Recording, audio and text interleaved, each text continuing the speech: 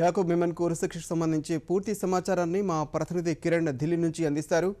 కిరణ్, చెప్పండి, మెమన్కు ఉరిశిక్ష అమలు సంబంధించి పూర్తి వివరాలేంటి?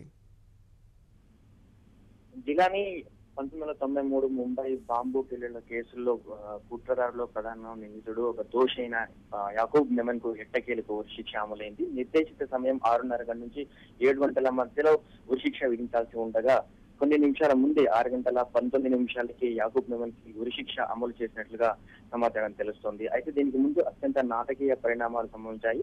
అర్ధరాత్రి కూడా ప్రధాన న్యాయమూర్తిని ఆశ్రయించి మరొకసారి పిటిషన్ దాఖలు చేశారు. ఆ పిటిషన్ పై కూడా విచారణ చేసిన ధర్మాసనం యాకూబ్ మెమన్ కి విధించిన ఉరిశిక్ష సమంజసమేనని తేల్చి చెప్పింది. నిన్న ధర్మాసన దీపక్ మిశ్రా నేతృత్వంలోని త్రిసభ్య ధర్మాసనం రిట్ పిటిషన్ పై విచారణ చేసి యాకూబ్ మెమన్ కి విధించిన ఉరిశిక్ష సమంజసమేనని తేల్చి చెప్పిన నేపథ్యంలో ఆ తర్వాత రాష్ట్రపతికి పెట్టుకున్న పిటిషన్ కూడా హోంమంత్రిత్వ శాఖ ప్రధాని యొక్క సలహాల మేరకు రాష్ట్రపతి కూడా ఆ విజ్ఞప్తిని తోసిపుచ్చారు. ఆ తర్వాత రాష్ట్రపతి తిరస్కరించిన తర్వాత కూడా తగిన సమయం ఇవ్వాలంటూ మరోసారి సుప్రీంకోర్టుని యాకూబ్ మెమన్ తరఫు న్యాయవాదులు ఆశ్రయించారు. అయితే అర్ధరాత్రి సుప్రీంకోర్టు మొదటిసారిగా మొదటిసారిగా తర్వాత ఈ కేసును విచారించింది. విచారించిన తర్వాత ఇంతవరకు జరిగిన ప్రక్రియ మొత్తం సజావుగానే సాగింది. గతంలోనే ఇచ్చిన సమయమే ఎక్కువ, మళ్ళీ ఇప్పుడు కొత్తగా సమయం ఇవ్వాల్సిన అవసరం లేదు అని తేల్చి చెప్పిన నేపథ్యంలో అప్పటికే మహారాష్ట్రలో నాగపూర్ లో ఉరిశిక్ష విధించేందుకు అన్ని రకాల ఏర్పాట్లు చేశారు. కేంద్ర ప్రభుత్వం కూడా అన్ని రాష్ట్రాలకు కూడా భద్రతా ఏర్పాట్లు మరింత కట్టుదిట్టం చేయాలని సూచనలు జారీ చేయడంతో మహారాష్ట్రలో నాగపూర్, నాసిక్ సహా మిగతా రాష్ట్రాలు కూడా సున్నిత ప్రాంతాలు అన్ని చోట్ల భద్రతను కట్టుదిట్టం చేశారు. ఈ రోజు ఉదయం 6:30 నుంచి 7 గంటల మధ్య ఉరిశిక్ష విధించాల్సి ఉండగా 6:19 ఉరిశిక్ష విధించినట్లుగా తెలుస్తుంది. ప్రస్తుతం పోస్ట్ మార్టం నిర్వహించే ప్రక్రియ కొనసాగుతుందని, తర్వాత యాకూబ్ మెమన్ మృతదేహాన్ని వారి కుటుంబ సభ్యులకు అప్పగించే ఏర్పాట్లు చేయనున్నారు జిలాని. అయితే కిరణ్, 7 గంటలకి ఉరిశిక్ష అమలు చేయాల్సిందిగా సుప్రీంకోర్టు తెలిపింది. అయితే దానికన్నా ముందే 6:19 ఉరిశిక్ష అమలు చేశారు. దీనికి సంబంధించి సమాచారం ఏంటి?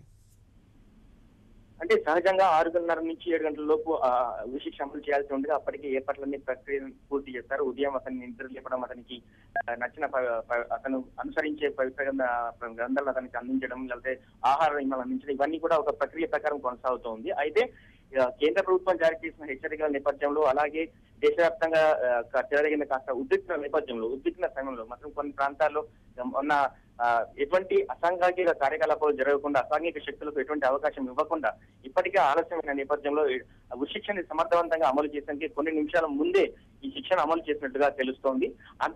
తదనుగుణంగానే నాగపూర్ జైలు పరిసర ప్రాంతాల్లో నిన్న రాత్రి నుంచి కూడా భద్రతను మరింత కట్టుదిట్టం చేశారు. అలాగే దేశంలోని వివిధ ప్రాంతాల్లో, సున్నిత ప్రాంతాలను భద్రతను కట్టుదిట్టం చేశారు. రాష్ట్రాలు కూడా అప్రమత్తం ఉండాలని, ఎటువంటి అవాంఛనీయ సంఘటనలు జరగకుండా చూడాలని కేంద్ర ప్రభుత్వం కూడా హెచ్చరికలు జారీ చేసింది. అలాగే మహారాష్ట్ర ప్రభుత్వం కూడా అన్ని ఏర్పాట్లు చేసింది.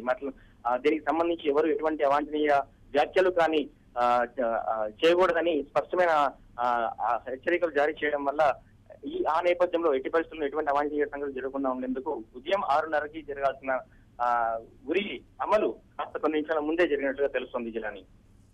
ధన్యవాదాలు కిరణ్.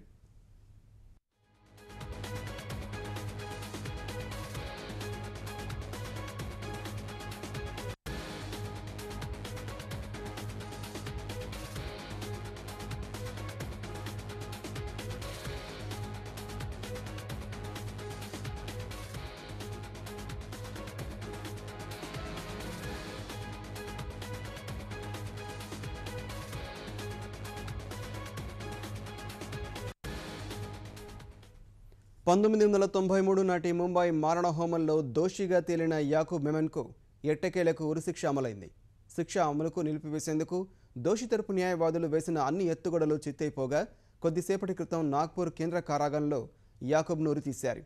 మెమన్ పెట్టుకున్న క్షమాభిక్ష అభ్యర్థనను రాత్రి పొద్దుపోయిన తర్వాత రాష్ట్రపతి తిరస్కరించగా, నిబంధనల ప్రకారం శిక్ష అమలు చేసేందుకు 14 రోజులు గడువు అవసరమంటూ దోషి తరపు న్యాయవాదులు అర్ధరాత్రి దాఖలు చేసిన పిటిషన్ను సుప్రీంకోర్టు త్రిసభ్య ధర్మాసనం కొట్టివేసింది.